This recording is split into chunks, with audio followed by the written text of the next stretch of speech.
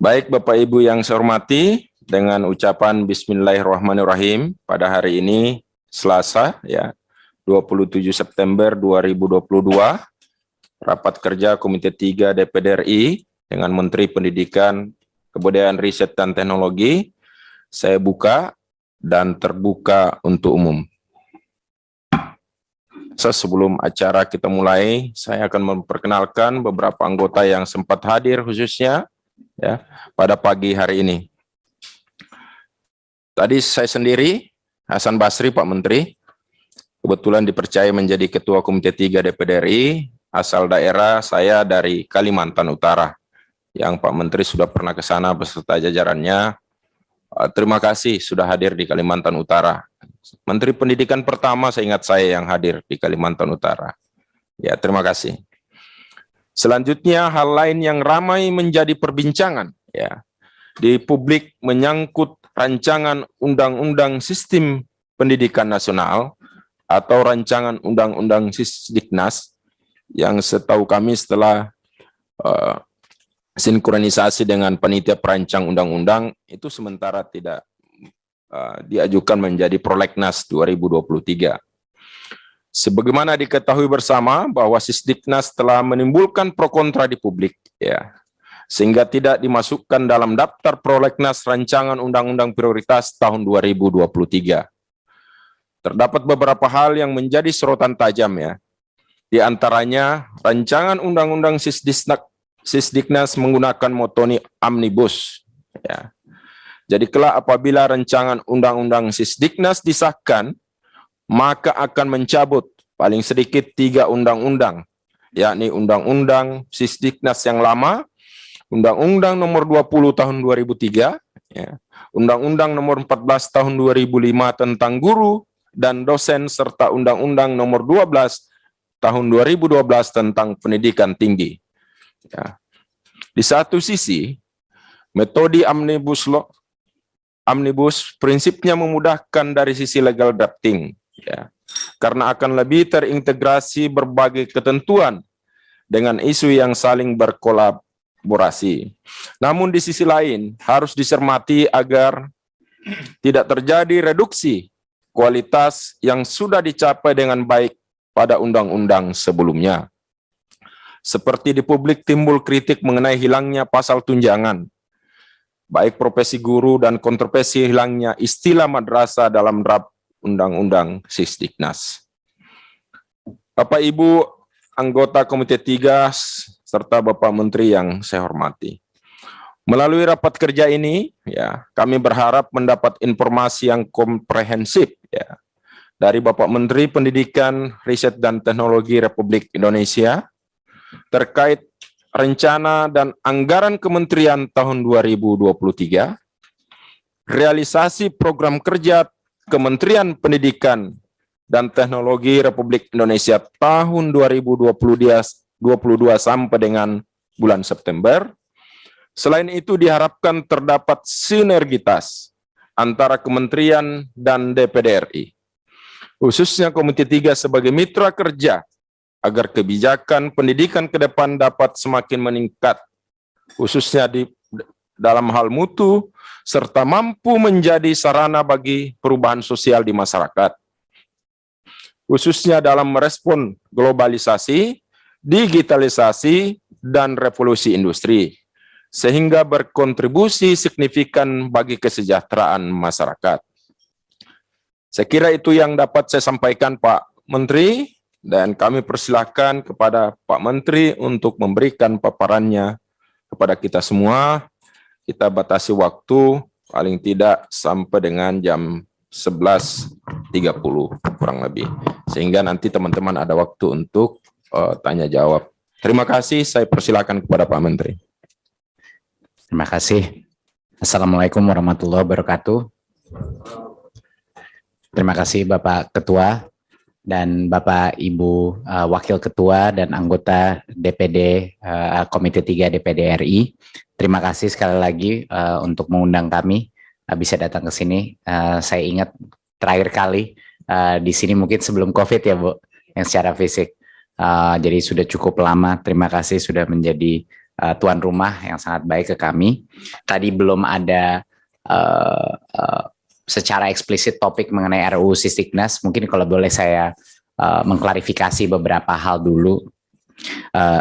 Untuk yang pertama adalah RUU Sisdiknas itu proposalnya yang sudah tidak masuk jadi prolegnas prioritas. Tadinya itu sebelumnya itu bukan omnibus, tidak menggunakan mekanisme omnibus sama sekali. Jadi omnibus itu adalah proses hukum di mana ada berbagai macam perubahan yang akan terjadi di berbagai undang-undang. Jadi ini adalah lebih sistem yang lebih tradisional ya Bu Ket ya. Unifikasi. Unifikasi itu artinya menggabungkan yang tadinya terpencar di 3 lokasi itu, Undang-Undang Guru dan Dosen, Undang-Undang Dikti, dan Undang-Undang Sisdiknas itu digabung jadi satu. Jadi namanya Undang-Undang Sisdiknas. Karena permasalahannya dulu terpecah-pecah dan di waktu-waktu yang berbeda sehingga tidak terintegrasi. Jadi mungkin itu klarifikasi yang pertama. Ini tidak menggunakan metode omnibus ya. Jadi ini unifikasi. Klarifikasi yang kedua adalah isu mengenai madrasah itu sudah tidak ada lagi. Itu sudah masuk dalam batang tubuh, sudah cukup lama itu masuk. Jadi mungkin untuk diklarifikasi masalah itu mungkin masih sering digoreng di luar, tapi kenyataannya udah tidak ada isu itu. Dan yang poin yang ketiga adalah mengenai hilangnya tunjangan profesi. Ini adalah satu isu juga yang sebenarnya mispersepsi terbesar di masyarakat. Alasan kenapa kita ingin mengeluarkan kata tunjangan profesi di situ adalah karena alasannya semua guru-guru kita, ASN maupun non-ASN, harus menunggu giliran PPG dan sertifikasi untuk mendapat tunjangannya adalah karena kata tunjangan profesi tersebut. Jadi itu ironisnya, di mana memang kelihatannya seperti menghilangkan itu, tapi sebenarnya aspirasi untuk menghilangkan tunjangan profesi adalah agar mengembalikan guru-guru kita ke dalam undang-undang ASN dan untuk yang swasta undang-undang tenaga kerja. Dan dengan itu kita bisa secara otomatis bisa mulai memberikan tunjangan kepada guru tanpa sertifikasi dan tanpa program PPG yang akan memakan waktu 20 tahun lagi untuk selesai. Semuanya sudah keburu pensiun. Jadi ini suatu hal yang cukup ironis ya Bapak-bapak, Ibu-ibu. Tapi sangat menyedihkan bahwa karena berbagai, walaupun kami sudah mencoba mengkomunikasikan sampai saya membuat video-video dengan Mas Nino, Kepala Beskap, tetapi mungkin karena beberapa pandangan tersebut yang tidak tepat, akhirnya ditolak masuk prolegnas prioritas. Dan sekarang situasinya tidak jelas. Jadi sebenarnya yang 1,6 juta guru yang menunggu sertifikasi tersebut cukup kasihan. Banyak dari mereka diberitahukan malah bahwa tunjangan profesi itu harus dipertahankan. Padahal kita mau beri mereka tunjangan sekarang, nggak usah menunggu sertifikasi. Jadi mungkin itu adalah klarifikasi Bapak Ibu, itu sudah saya sebut berkali-kali di publik. Bukan hanya saya, semua dirjen kami pun mencoba mengkomunikasikan, tetapi sepertinya masih ada suara-suara yang mengarahkan ke persepsi yang salah. Jadi mungkin itu klarifikasi kami mengenai RUU Sisdiknas. Tim kami sudah hampir berapa bulan ya? Sudah 8 bulan, lebih dari mungkin 1 tahun ya mulai proses ini. Dan benar-benar harapan kita adalah terkejar di 2022 agar di 2023 bisa goal. Tapi sekarang yang tercepat kalau 2023 belum tentu itu akan bisa kita loloskan karena memang tahun politik dan lain-lain. Jadi merupakan saya harus realistis juga gitu. Kami pun sangat sedih, terutama buat guru-guru yang tidak bisa menerima tunjangan. Nah, terkait dengan rancangan undang-undang Sisdiknas yang diusulkan oleh pemerintah agar proses penyusunannya melibatkan seluruh pemangku kepentingan dunia pendidikan di Indonesia agar rancangan undang-undang Sisdiknas tersebut memenuhi aspirasi, keinginan, dan kepentingan seluruh pemangku kepentingan dunia pendidikan. RUU-nya udah nggak ada, jadi hilangin aja nih. Karena tidak masuk prolegnas. Tidak, kalau kita mendukung. Justru DPD mendukung percepatan RUU itu untuk dibahas, masuk dalam prolegnas. Ya Baik. itu. Ya, Itu kita rubah berarti redaksinya. Lanjut ya. bahasanya diubah, mendukung mendukung. kembali diajukannya Ya, untuk menjadi prolegnas. RUU. Rancangan Tapi gimana undang-undang. kapan acaranya? Ya, Tahun depan. terserah. Yang penting kita DPD harus memperlihatkan bahwa kita mengakui bahwa menteri ini sangat realistis dan objektif untuk masyarakat Indonesia. Saya udah bilang tadi ya, cocok calon presiden. Yang jadi persoalan Ya, DPR kemarin menolak itu karena banyak penolakan dari masyarakat di daerah. tidak, problemnya itu karena mereka nggak baca tuntas. Ya, itu persoalan setelah kita dapatkan info dari Pak Menteri. Jadi kalau Pak Menteri bilang bahwa RUU Sidiknas ini adalah untuk kesejahteraan rakyat, maka tidak ada salahnya dari DPD lagi Ya. untuk mencoba Memberikan rekomendasi mengangkat dukungan. lagi dan merekomendasikan untuk Ya, supaya dukungan. dibahas kembali. Saya kira Ya, setuju. Bahasanya. Saya lebih tepat mendukung Ya, untuk membahas kembali. iya, Kita punya pendapat, DPD tidak harus selalu dengan DPR. Dong. iya. Iya. Kita punya kesesuaian sendiri. Terima kasih. Dimasukkan, diganti redaksinya. Bahwa Redaksinya kita- diganti.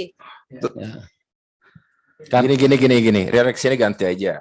Terkait dengan rancangan undang-undang Sidiknas, ya, DPD ya mengusulkan kembali untuk diajukan di proleg. Untuk menurut di prolegnas, di prolegnas. Ya. Ya, Ya, gitu aja setuju, masukkan itu. bahasanya. Ya. Ini kan ide cerdas ini, saya kira. untuk Biasa- diusulkan. Kalau di parlemen luar itu biasa ini begitu, orang cari panggung.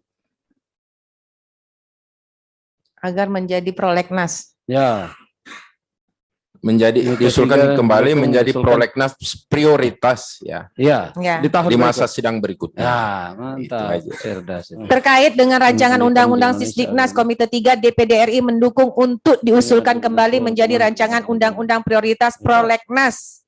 Tapi kita optimis. Tahun Tapi ini kan usulan kita, enggak apa-apa. Mohon maaf. Tidak ada Ini pengaruh. mohon izin Pak Menteri, mohon izin pimpin. Ini adalah sikap politik DPD. Ya, Ini sikap politik DPD. ya, enggak apa-apa. Tidak apa-apa. Tapi di situ dirubah sedikit, Bu. Menjadi rencana undang-undang agar proses penyusunan. Namun demikian, diharapkan proses penyusunannya melibatkan. Agar penyusunannya melibatkan seluruh pemangku kepentingan dunia pendidikan di sudah. Indonesia. Benar-benar. Agarnya dihilangkan. Proses penyusunannya gitu. Ya. Baik. Sudah?